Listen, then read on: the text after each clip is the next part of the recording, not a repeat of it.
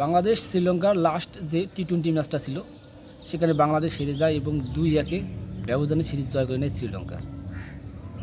এখানে কালকে বাংলাদেশ তাদের ব্যাটিং টপ অর্ডার থেকে শুরু করে মিডল অর্ডার যে বিপর্যয় দেখাই দিয়েছে, যার কারণে তারা ম্যাচটিকে ধরে রাখতে পারেনি এবং শেষ ফিনিশার হিসাবে যে যার কথা না বলে নয় রিশাদ এবং তাসকিন আহমেদের একটা ঝড়ো ইনিংস, বিশেষ করে রিশাদের সেই একের পর এক বাউন্ডারি, ওভার বাউন্ডারি এবং 26 বলে যে 51 রানের একটা দানবীয় ইনিংস, এটা আমাদেরকে জানান দেয় যে বাংলাদেশের যে আপকামিং পোস্টার বয় রিশাদ তার ফিনিশার হিসাবে বাংলাদেশকে নেতৃত্ব দেবে।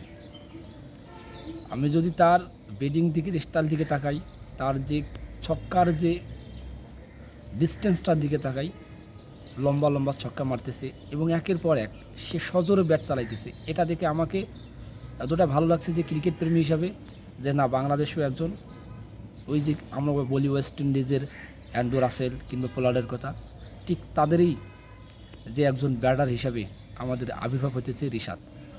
সে দল হেরে যাইতেছে, একের পর এক উইকেট পড়তেছে, সে চাপ ধরে আছে, বল দেখতেছে এবং খারাপ বলটা যেভাবে তিনি সজোরে হাঁকাইতেছে, আর এইটাই ক্রিকেটের আসল নৈপুণ্য।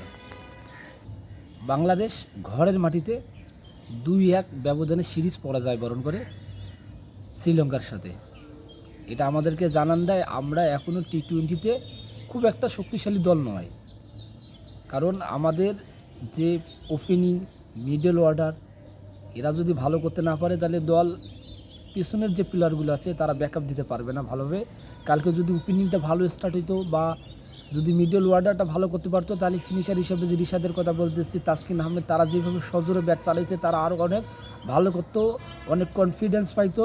কারণ তারা যে জায়গা থেকে ব্যাট করছে তারা সেই জায়গায় এসে দেখে যে ওভার অনেক কম, উইকেট পড়ে গেছে। এই জায়গা থেকে কী হয়ে তার দলটাকে রিকভারি করবে বা দলটাকে কীভাবে আবার সাজাবে, এই প্ল্যানিংটা করতে করতে তাদের সময় শেষ হয়ে যায়।